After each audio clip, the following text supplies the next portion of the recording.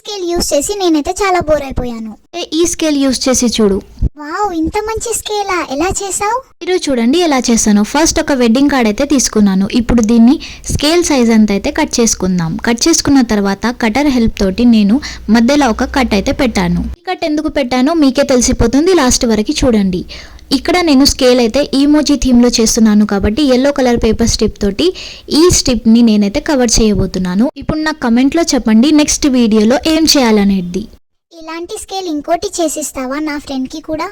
ఓహో, ఫస్ట్ నువ్వైతే యూజ్ చేయి, దాని తర్వాత నీ ఫ్రెండ్ గురించి ఆలోచించు. ఇప్పుడు స్టిక్ చేసుకున్న తర్వాత ఒక పేపర్ స్ట్రిప్ తోటి నేను ఇలా ఒక బటన్ అయితే చేసుకుంటున్నాను. ఈ బటన్ని నేను ఈ విధంగా అయితే దీంట్లోకి ఫిక్స్ చేయబోతున్నాను. స్కేల్ అకార్డింగ్ ఇప్పుడు నంబర్స్ అయితే రాసుకుందాం. రాసుకున్న తర్వాత ఇప్పుడు క్యూట్ ఇమోజీస్ అయితే స్టిక్ చేయబోతున్నాను. అంతే, మన స్కేల్ ఈస్ రెడీ. టనా!